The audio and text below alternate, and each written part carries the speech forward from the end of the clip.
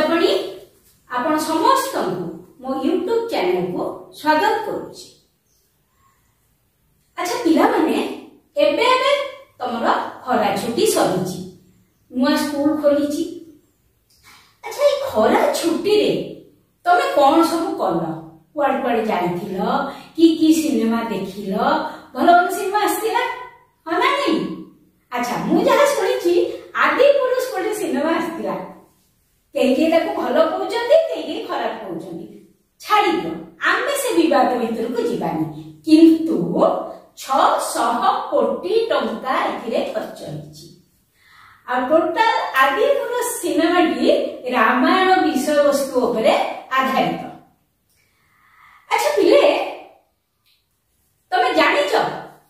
ए रामायण किए प्रथम लिखिथिले? महर्षि वाल्मीकि संस्कृत रे प्रथम रामायण लिखिथिले एवं ता परे परे प्राय 22 टी भाषा रे अर्थात 22 टी भारतीय भाषा रे रामायण लेखा हेछि। हिंदी रे लेखा हेछि, तुलसीदास लिखिचंती रामचरितमानस। मु गोटे दिके तमु कहूछि, कंबन लिखिचंती कंब रामायण, ओडिया रे सेमती दांडी रामायण लिखिचंती बलराम दास। एमती बहुत गुडे भाषा अर्थात 22 टा भाषा रे रामायण लिखा हेछि। तमे देखो रामायण को ता माने केते लोक भलो पाउथिले हैला। ता छोड़ा रामायण उपरे अनेक सिनेमा हिची, अनेक धारावाहिक हिची। आम ओडिया रे गोटे सिनेमा हिची रामायण उपरे जे ओडिया रे प्रथम सिनेमा सीता विवाह। ओडिया भाषार प्रथम सिनेमा पिले मने रखिबो सीता विवाह, जोटा कि रामायण विषय वस्तु उपरे आधारित। सेमति आ गोटे कथा कहूची, हिंदी सीरियल बा हिंदी धारावाहिक रामानंद सागर को ना सुनिथिबो। रामायण उपरे 78 अध्याय गोटे सीरियल से बनेथिले, धारावाहिक बनेथिले। पिले मोर मने अछि 1987 मसीहा जनवरी मास 25 तारिख दिन प्रथम धारावाहिक माने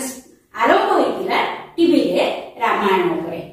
धीरे धीरे सेटा एते लोकप्रिय होई गला, प्रति रविवार सकाळ 9 टा रु 10 टा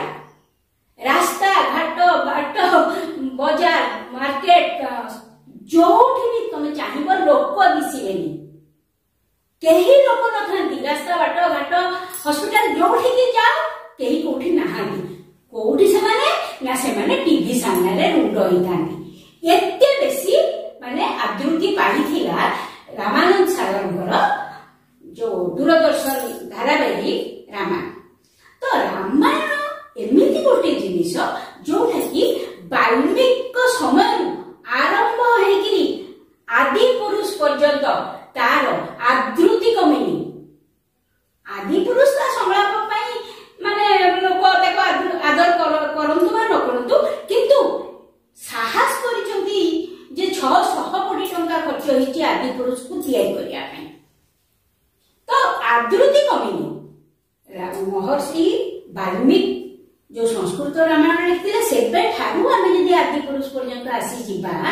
कोनोसी जगह रे रामायण रो आदृति कमिनी। तो मु सेठी आउरी जिंस कहूची जे सेमती गोटे रामायण उपरे आधारित गोटे काव्य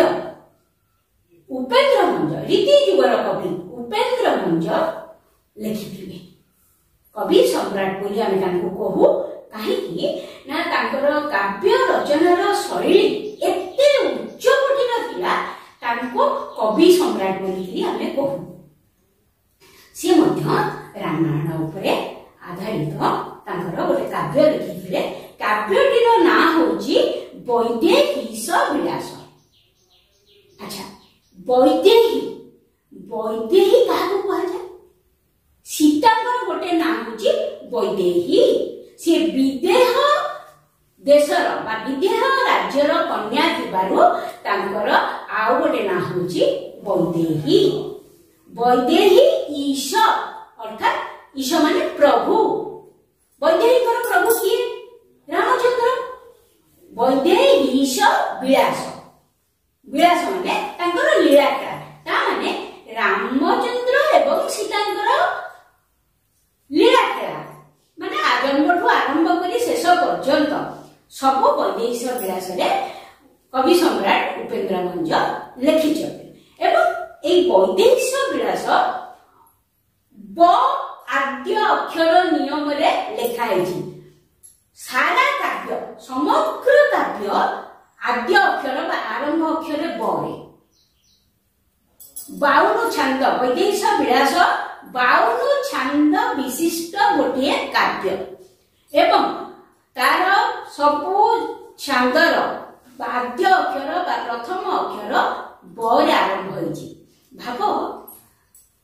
प्रथम अक्षर बरे आरंभ करी 52 छंद विशिष्ट गोटे काव्य जी लिखिचंती केते ज्ञानी से हेतिबे बरे केते शब्द तांको जणा थिबो केते ज्ञानी से हेतिबे सेहिति पाइन तो से कवि सम्राट सेहिति पाइन तो कवि मानकर से सम्राट बोली कि हमें तांको कहूछु बुझा लागले अच्छा आमे आज तले कोन पढिबा आमे आज पढिबा से वैदेहीश विलासर 40तम छंद र प्रथमार्ध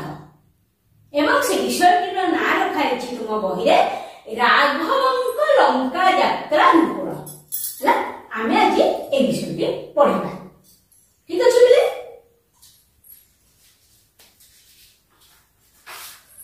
अच्छा बोले देखो लेखक कवि होचंती कवि सम्राट उपेन्द्र भंज तांकर समय है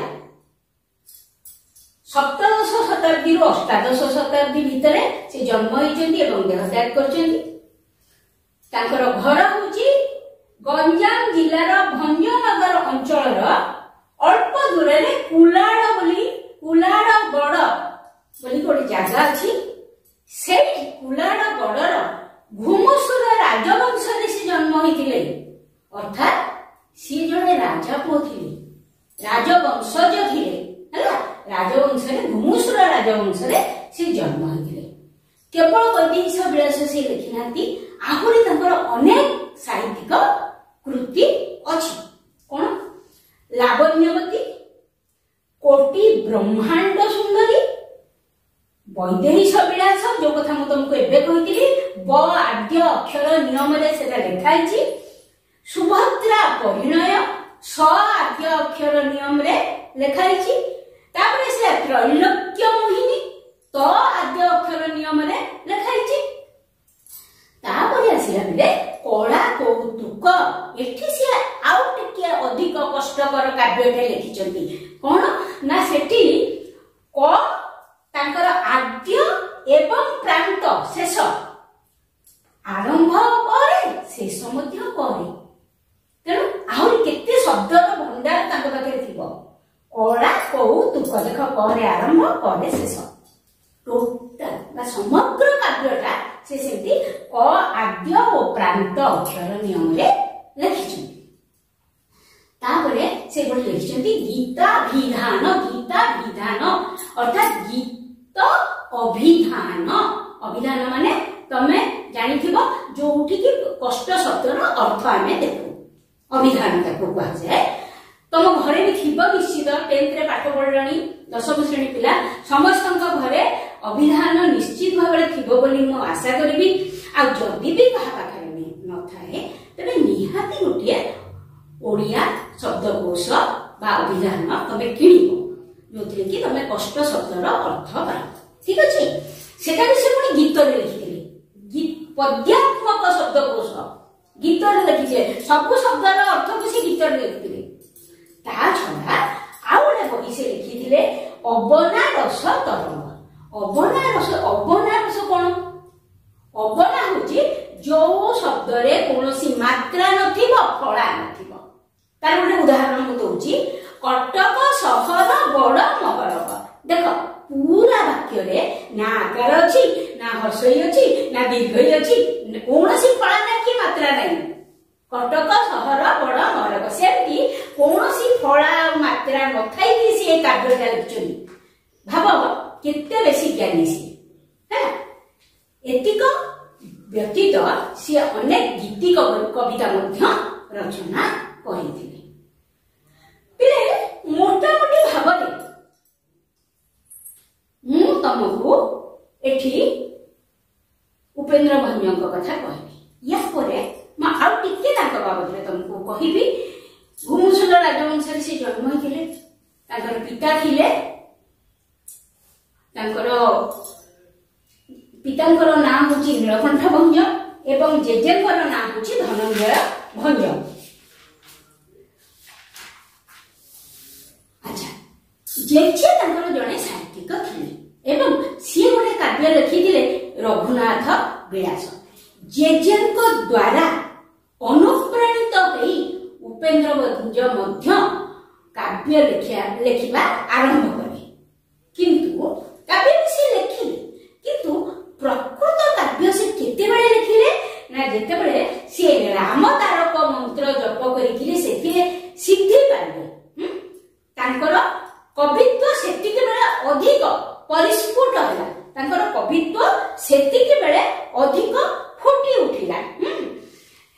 सेति पे से लिखिचंती तारक मंत्र परसादे मोहर कवि पण उदे। अर्थात राम तारक मंत्रर प्रसादरु मोर कवित्व आसीची बा मोर कवित्व परिस्फुट हेची। जेमिति मने को कहूची तुम गोटे कथा जेमिति कवि शूद्रमुनि सारला दास सारला देवी को पूजा करी मां सारला को पूजा करी से कवित्व पाइथिले बोली कहिथिले आमे जानिछंती। ठीक सेमिति राम तारक मंत्र से रामंकर बड़ भक्त थिले एवं राम तारक मंत्र जप करिकरी सेते सिद्धि पाइबा परे ताकर कवित्व परिस्फुट हेची बोली से कहउछंती। अच्छा उपेन्द्र भंजको कविता रे आमे बहुत गुडे जिंस देखिबा आ तांकर सांगीतिकता तांकर कविता गुड़िक बा गीत गुड़िक कान को एते स्मृति मधुर बा एते श्रुति मधुर जे भारी भल लागे सुनिया को एवं तांकर गीत गुड़िक पाठ पढ़ुआ लोक माने बोलती चषा बोले जे कोनोसी लोक बोले माने तांकर किछि नाही जे ये बोलिबो कि सिए बोलिबो सेमति नाही समस्ते ताको बोलती काहे से कान को भारी मधुर सुने। आ सेहि पई गोपबंधु दास कहिचंती गाए तुम्भ गीत सभारे पंडित पथे पांथ पृष्ठ मना बिले बोले चषा अंतपुरे जषा नृत्यांगने बारंगना। नृत्यशाला रे बोला हुए सभारे बोला हुए बिलरे बोला हुए सबठी बोला हुए कारण अत्यंत श्रुति मधुर तांको कविता गुड़िक एवं ताहा लालित्यपूर्ण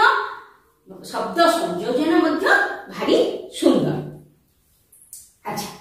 आमे देखिबा ए कविता रे आमे कोन कोन शिखिबा जिंस अछि लक्षणीय वैशिष्ट्य कविता रे हमको से कोन आमे कोन शिखिबा आलंकारिकता तांकर ए कविता को पढ़े भी तुम देखिबो गोटे गोटे शब्द रो दी दीटा तीन तीनटा अर्थ बाहरुची अति कोन उच्च कोटिर शब्द से देइचंती। अलंकार जेमती गोटे स्त्री लोकटी अलंकार लगैले अधिक सुंदर दिसे ठीक सेमती तांको काव्य कवितार शब्द से एमिति अलंकारिक शब्द देइचंती सेटा कान को भल सुबे। द्वितीय कथा शब्द संयोजन कौशल को शब्द पाखरे को शब्द रहिले ताहा श्रुति मधुर हब से कौशलटी तांको भल भाबरे जणा एवं तांकर शब्द संयोजन कौशल मध्य उच्च कोटिर। आउ कोन से ए कविता रे हमहु आउ कोन शिक्षा विषय अछि ना समाज प्रति नीतिनिष्ठ वार्ता समाज को किछि गोटे वार्ता दैछथि भल वार्ता नीतिपूर्ण वार्ता नीतिमान वार्ता से दैछथि एतिक जिनिस आमे तांको कविता रे पाइबा। ताहाले वर्तमान आमे विषय उपरकु जिबा। मु तुमको ए विषय टिके पृष्ठभूमि कहूची। तमे समस्ते जानिछ रामचंद्र 14 वर्ष वनवास जाइथिले आ से वनवास भितरे कोन हिथिले ना सीता को अपहरण करिकरी लंकार नहीं जाइला जिते रामचंद्र फेरी आसिकी देखिले जे लंका माने सीता नहांती सी गले सीता को खोजिया राम लक्ष्मण दी भाई गले सीता को खोजिया प्रथम से माने जटायु ठारू खबर पाइले जे लंकापति रावण सीता को नहीं जाइछि वन में बुलुचंती बुलुचंती एई समय हनुमान सहित देखा एवं हनुमान कौन कले सुग्रीव पाखक नहीं गले किष्किंधार राजा सुग्रीव पाखक नहीं गले किष्किंधार राजा बाली और सुग्रीव एमाने दी भाई है एवं बाली सहित सुग्रीवंकर शत्रुता थिला सेठी रामचंद्र सुग्रीव को मित्र भाव ग्रहण कले एवं सुग्रीव कहले जदि तमे मते किष्किंधार राजा करि देई पारिबो ताहेले मु तुमको सीता को खोजी आनिबारे साहाय्य करिबी तो रामचंद्र को परामर्श अनुसार युद्ध हैला बाली सुग्रीव भितर एवं बाली मृत्युवरण कले जेते बाली मृत्युवरण कले तांको पुओ अंगद सीए श्रीराम को पाखरे शरण पसिले एवं वर्तमान कोन हैला किष्किंधार राजा हे गले सुग्रीव तो तापर से माने सीता को खोजिबा पानी यात्रा आरंभ कले किष्किंधा पर्वतरु से माने आसिले सुबळया पर्वत पाखु सुबळया पर्वत पाखरे जेतबे से माने पहुंचिले किए ना राम लक्ष्मण सुग्रीव बाईंग पुत्र अंगद नळ नील जांबवान एमती अनेक बानर आ भालू मानकु धरिकि से माने पहुंचिले सुबळया पर्वत निकटरे सुबळया पर्वत निकटरे जेतबे से माने पहुंचिले वर्षा काल से माने युद्ध करिपरिबेनी अपेक्षा कले ताहापर से कोन हैला समुद्र समुद्र परे देखिले लंका तो वर्तमान चिंतार कथा हैला कोन समुद्र केमिति पोता हो समय समुद्र पोती के जिबे ना लंका को तो विषय वस्तु हमरा एठु ही आरंभ होईची देखो विषयटी को तीन भाग कर देची प्रथम भागटा गोटे प्रकार तापरटा प्रथम भाग रे रामचंद्रंकर प्रस्तुति लंका यात्रा पे रामचंद्रंकर प्रस्तुति द्वितीय भाग रे कोन होईची रावण तार मंत्री दि जण सुक और सारण बोली दुई मंत्री को पठेईची जाओ देखि आसीबो सेठी अंगद कोन करची रामचंद्र कोन करचंदी एवं ये सुग्रीव कोन करचंदी एवं तांकर युद्धर केमिति प्रस्तुति चलीची विभीषण को फेरे आनिया को से वार्ता पठेईची अंगद को सुग्रीव राम को सांग छाड़ी दबा वार्ता पठेईची एमती करची सुक सारण जाइछंती तापर तृतीय भागटा कोन हिची ना सुक सारण फेरी आसीचंती सुक सारण एवं सेठी कोन कोन देखिले रावण आगे कहउचंती ठीक अछि तीन भाग हिची आज हम प्रथम भागटी पढिबा बळिला राघव आशा सीता प्रापति रे विचारिले सिंधुपति जीवा पर्वत रे कोन हला बळिला राघव आशा राघव होची रामचंद्रंकर आ गोटे ना राघव रामचंद्रंकर गोटे ना रामचंद्रंकर आ गोटे ना मध्य मु बेसी कहूनी अल्प अल्प कहूची दाशरथ रघुवंश से जात होइतिबार तांका ना राघव दशरथंकर पुत्र होइतिबारु तांका ना दाशरथ ठीक है बळिला राघव आशा सीता प्रापति प्रापति एठी पद्य रे लिखाइछि गद्य रे सेटा हिजबो प्राप्ति गद्य रूप जेतला हबो सेटा हबो प्राप्ति हां तो राघव बा रामचंद्रंकर इच्छा हैला सीता को केमिति से पाइबे सीता प्रापति रे केमिति से पाइबे रामचंद्रंकर इच्छा हैला कोन करिवे तापर तो जनकर गोटे जिंस जेतला इच्छा हुए तापर से कोन करिवो से कामटी करिबा पाई बा ता इच्छाटी पूर्ण करिबा पाई से प्रस्तुति आरंभ करिवो तेणु जेतले रामकर इच्छा हला जे सीता को से पाइबे आनिबे केमिति आनिबे प्रस्तुत हेबे सेति पाई केमिति प्रस्तुत हेबे ना विचारिले सिंधुपति जीवा पर्वत रे कोन से कोन विचार कले ना हमें जो सिंधु बा समुद्र को पोतिकी कोथरे पोतिबा ना बड़ बड़ पर्वत माने कि पूरा पर्वत को उठे की पकाउनी बड़ बड़ माने पत्थर खंड को समुद्र भीतर पके सेठी हमें पोल करिकि जिबा बा रास्ता करिकि बा सेतु करिकि हमें जिबा लंका गड़ एवं सेठु सीता को आनिबा एक कथा से विचार करे बुझे लागले एटा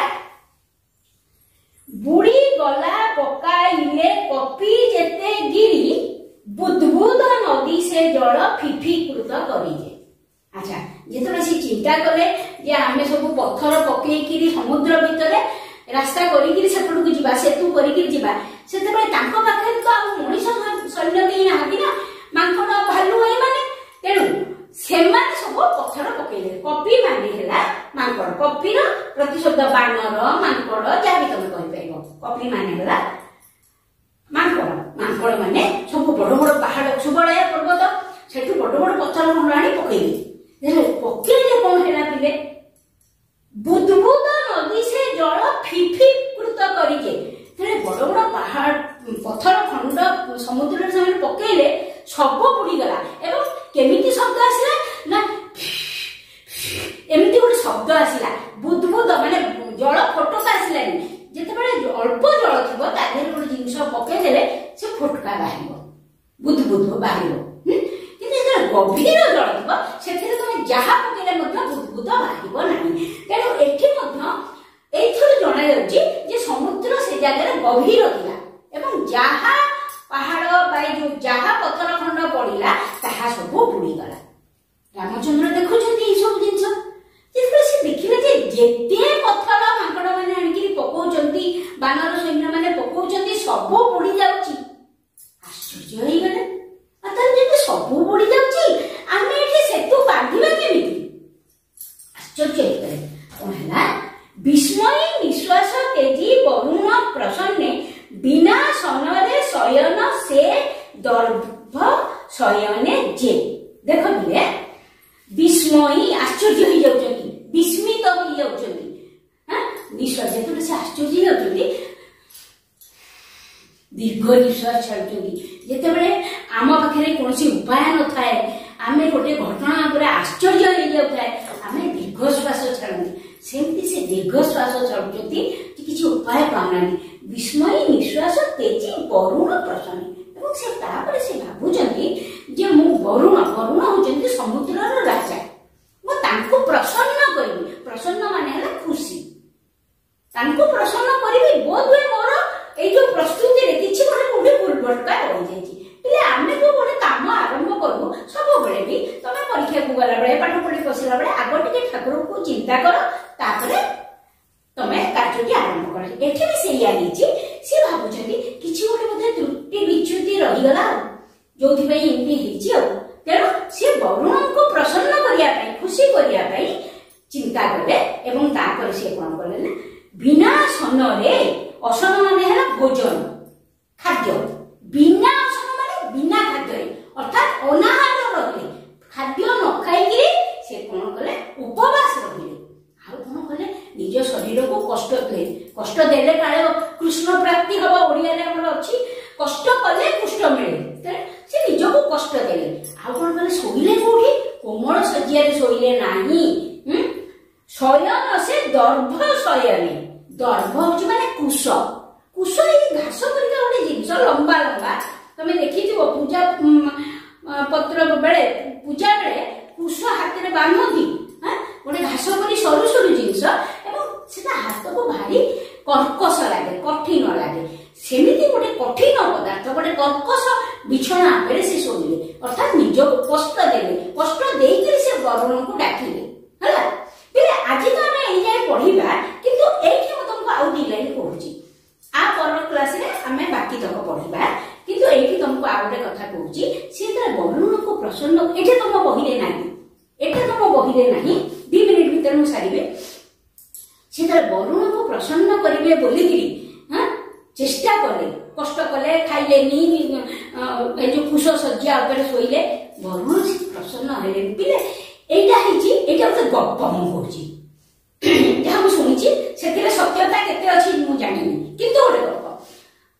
से कोन कले वरुण प्रसन्न हेलेनी जेते वरुण प्रसन्न हेलेनी रामचंद्र कोन कले ना रागी गले बोले मु सर मारी कि समुद्र को सुके देबी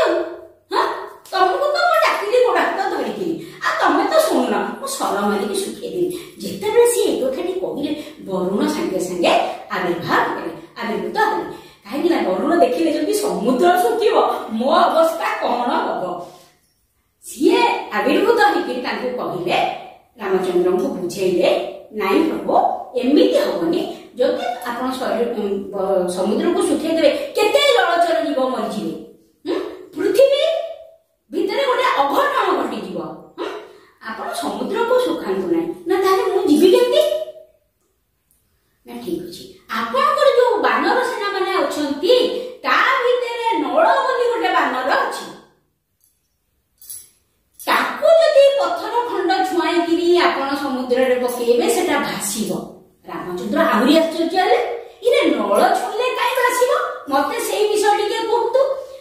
ନା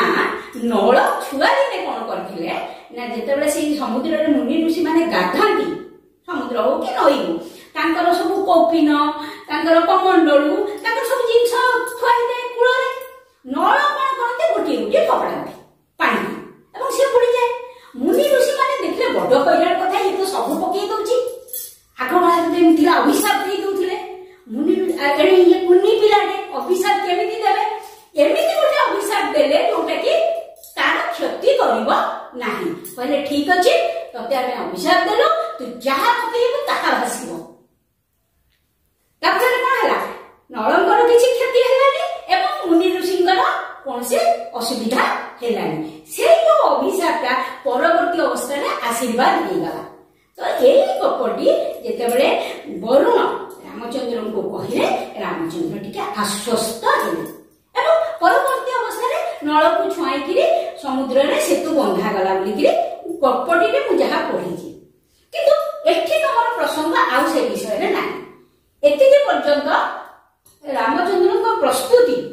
ସେତୁ ବାନ୍ଧିବା ପାଇଁ ସେତିକି ପର୍ଯ୍ୟନ୍ତ ଅଛି ତାପରେ ଅଲଗା ପ୍ରସଙ୍ଗ ଅଛି ଆମେ ଆଉ ପରକୁ ଆସିଲେ ସେଇଟା ପଢିବା।